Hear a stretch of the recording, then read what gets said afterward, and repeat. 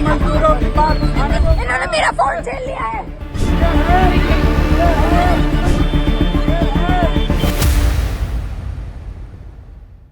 नमस्कार, आदाब, सत श्री अकाल, जय भीम, जोहार। मेरा नाम है नवीन कुमार।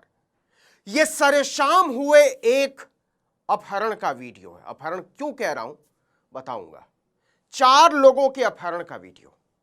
आपको यकीन नहीं होगा, लेकिन भारत की राजधानी दिल्ली से सटे नोएडा के सबसे व्यस्त मेट्रो स्टेशन उस समय शाम के लगभग 7 बजे थे। ये है उत्तर प्रदेश पुलिस का गुंडा राज। ये है, आप साफ देख सकते हैं कि कुछ वर्दी में हैं लोग और कुछ सादे कपड़े में महिलाओं को घसीटते हुए एक गाड़ी की तरफ ले जा रहे हैं। उस गाड़ी पर भी उत्तर प्रदेश पुलिस लिखा हुआ है, लाइट लगी हुई है, शानदार लाइटें चमक रही हैं, देख लीजिए।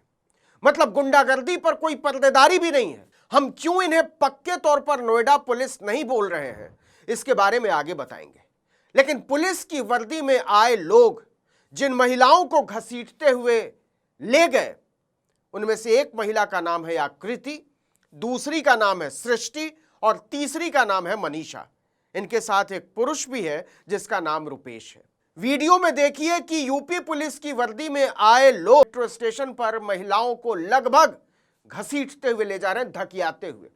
सैकड़ों लोगों की मौजूदगी में यूपी पुलिस की वर्दी में आए या मुस्टंडे या गुंडे या जो भी कहिए, कुछ भी नहीं बताते कि हम आपको क्यों ले जा रहे हैं, कहां ले जा रहे हैं। 3 औरतें यूपी पुलिस की गाड़ी में बैठकर गायब हो जाती हैं और आप लोग ये बोल देते हैं कि वो औरतें खोज रहे हैं। रात के 2 बजे वो औरतें पता नहीं कहाँ है, किस हालत में, और police mind you civil dress में और किस यूनिफॉर्म में पुलिस उन्हें उठा के ले गई है। 3 औरतों को मेल ऑफिसर्स उठा के लेके गए और आप लोग कह रहे हैं आप जांच पड़ताल कर रहे हैं। ये उस नोएडा में हुआ है जहां की पुलिस कमिश्नर खुद एक महिला है। उनका नाम है लक्ष्मी सिंह। डीएम महिला है मेघा रूपम। उनके पापा भारत के चीफ इलेक्शन कमिश्नर हैं ज्ञानेश कुमार, सुना होगा नाम आपने।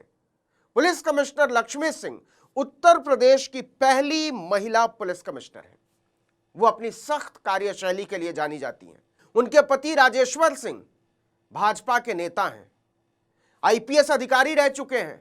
लखनऊ की सरोजनी नगर विधानसभा सीट से भाजपा के टिकट पर विधायक हैं और विधायक बनने से पहले वो प्रवर्तन निदेशालय यानी ईडी में ज्वाइंट डायरेक्टर के तौर पर एक तेज तर्रार अधिकारी के तौर पर भी जाने जाते थे। भाजपा ने इसके लिए उन्हें वाजिब तौर पर पुरस्कृत भी किया। लेकिन यहां बात राजेश्वर सिंह की नहीं, लक्ष्मी सिंह की हो रही है, क्योंकि वो जिस नोएडा की पुलिस कमिश्नर हैं, वहां से 3 महिलाओं का यूपी पुलिस की वर्दी में आए गुंडों ने सरेशाम अपहरण किया है। और यह अपहरण इसलिए है कि उन गुंडों ने ना तो यह बताया कि वो यूपी पुलिस से हैं, ना कोई वारंट दिखाया, ना कोई कागज दिखाया, ना ही अपनी कोई पहचान बताई कि वो कौन है और किसने अधिकृत किया है महिलाओं को इस तरह घसीटने के लिए। वीडियो में साफ दिखाई दे रहा है कि कोई भी महिला नहीं है इन लोगों में। तो अगर वो सचमुच में यूपी पुलिस से हैं, तो क्या नोएडा की पुलिस कमिश्नर लक्ष्मी सिंह ने महिला पुलिसकर्मियों के बिना मर्द मुस्टंडों को अधिकृत किया था? महिलाओं को नोएडा के व्यस्ततम मेट्रो स्टेशन से बिना कारण बताए, बिना पहचान बताए 3 महिलाओं को सूरज ढलने के बाद जो अपने घर जा रही थीं, उन्हें इस तरह घसीट कर ले जाने के लिए। इन्होंने मेरा फोन छीन लिया है। गुंडा राज। ये है, यूपी पुलिस की कारस्तानियों और यूपी पुलिस की वर्दी में आए मुस्टंडों की कारस्तानियों की इंतहा नहीं है। यूपी पुलिस की वर्दी में आए मुस्टंडों द्वारा उठाई गई ये महिलाएं देर रात तक घर नहीं पहुंची। पुलिस कहती है हमें नहीं पता वो कौन लोग थे, किसने उठाया, हम कुछ नहीं कर सकते, घर जाओ। जरा सोच कर देखिए कि पुलिस कमिश्नर लक्ष्मी सिंह की नोएडा पुलिस को रात के 3 बजे तक यह हवा नहीं थी कि शहर के सबसे व्यस्ततम मेट्रो स्टेशन से यूपी पुलिस की वर्दी में आए गुंडों ने 3 महिलाओं को उठा लिया है। आधिकारिक तौर पर जवाब यही था। और अगर यह अपहरण नहीं था, सचमुच में नोएडा पुलिस का काम था, तो नोएडा पुलिस ये बताने की हालत में क्यों नहीं थी कि वो महिलाएं कहां हैं और किस हाल में हैं? सबसे बड़ी बात, पुलिस कमिश्नर लक्ष्मी सिंह कैसे पुरुष पुलिस वालों को महिलाओं को उठाने के लिए भेज सकती हैं, वो भी शाम ढलने के बाद, जब वो औरतें घर जाने के लिए मेट्रो स्टेशन पर लाइन में खड़ी थीं। और अगर नोएडा पुलिस का सलूक गुंडों का सलूक नहीं है तो सादी वर्दी में वो कैसे थे? उन महिलाओं के रिश्तेदार, दोस्त और परिचित पूरी रात नोएडा के अलग अलग थानों में भटकते रहे कि पुलिस की वर्दी में 3 महिलाओं को अगवा किया गया है। आप बताइए तो सही कि वो हैं कहां? ये जो वीडियो है वो रात के 3 बजे का है, विरोध का थाने के बाहर। कभी बोल रहे हैं कि 113 में है, कभी बोल रहे हैं कि 39 में है, कभी कहीं बता दिया कि ये झूठ बोल रहे हैं। नहीं, कुछ काम नहीं, यही तो अभी कर ही रहे हैं ना। मैं कह रही हूँ जो आप लोग बोले मैं उसी की बात कर रही हूँ। एक बात बताइए, गाड़ी यूपी पुलिस जब लेके गई है 113 में जाइए देखने। बीच में इतना कोऑर्डिनेशन नहीं है कि उनको नहीं मालूम होगा कि कौन सी पुलिस उन्हें कहाँ लेकर गई है। तो आप लोग हर बात बता रहे हैं 39 में है, 45 में, 113 में। एक बात बताइए वो कहाँ है? आपको फिर से बता दें कि यह वीडियो 11 अप्रैल रात के 3 बजे का है। तकनीकी तौर पर तारीख 12 अप्रैल हो गई थी। पूरी रात कई महिलाएं, पुरुष और बच्चे एक थाने के बाहर सड़क पर बैठे रहते हैं कि बताओ तो सही कि बोटैनिकल गार्डन मेट्रो स्टेशन से उठाकर जिन 3 महिलाओं और एक पुरुष को ले जाया गया है, यह काम है किसका? किसके आदेश पर इसे अंजाम दिया गया है और किस हाल में है वो लोग? हम कानूनी मदद लेंगे। केवल टाला जा रहा है, केवल इसको टाल रहे हैं 4 घंटे से। जाने से कोई रोक रहा है? आप जाइए, 2 जने। नहीं, हम नहीं जाएंगे, हम तो जाएंगे, यहाँ पे सारे लोग ही जाएंगे। हम कहते हैं हमें मतलब ये नहीं कि हम थाने में जाना चाहिए, हमें मतलब ये कि जो लोग मिसिंग है उनको लेकर के आया जाए, यही पुलिस की जिम्मेदारी है। क्या गलत सवाल कर रही है ये लड़की? 3 महिलाओं को और कुल 4 लोगों को मेट्रो स्टेशन से उठा लिया जाता है, पुलिस वैन में ठूंस कर गायब कर दिया जाता है। पूरी रात उनका पता नहीं चलता, अगले दिन भी पता नहीं चलता, और आप उनके परिवार को बताते तक नहीं कि उन्हें ढूंढना किसकी जिम्मेदारी है। अब आइए उस सवाल पर जो आपके मन में आ रहा होगा, ये महिलाएं कौन हैं, उनकी पृष्ठभूमि क्या है, कहां से आती हैं, क्या करती हैं और पुलिस ने उन्हें क्यों उठाया? अगर यह दिन दहाड़े हुआ अपहरण नहीं है तो ये महिलाएं मजदूरों के लिए काम करती हैं, उनके हक अधिकार के लिए। आपको पता होगा पिछले कुछ दिनों में दिल्ली एनसीआर में मजदूरों के कई प्रदर्शन और हड़तालें शुरू हुई हैं। गुड़गांव मानेसर से शुरू होकर इन हड़तालों का सिलसिला नोएडा तक भी पहुंचा। ये हड़तालें मुख्य रूप से वेतन में बढ़ोतरी और कार्यस्थल पर बुनियादी सुविधाओं की मांग को लेकर शुरू हुई थी।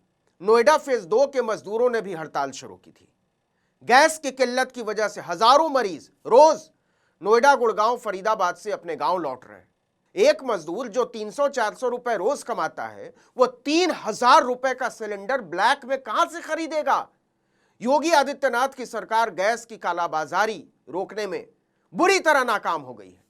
मजदूरों के वापस लौटने से फैक्ट्रियों के मालिक तमतमा उठे और मजदूरों को वापस जाने से रोकने के लिए दबाव बनाने लगे।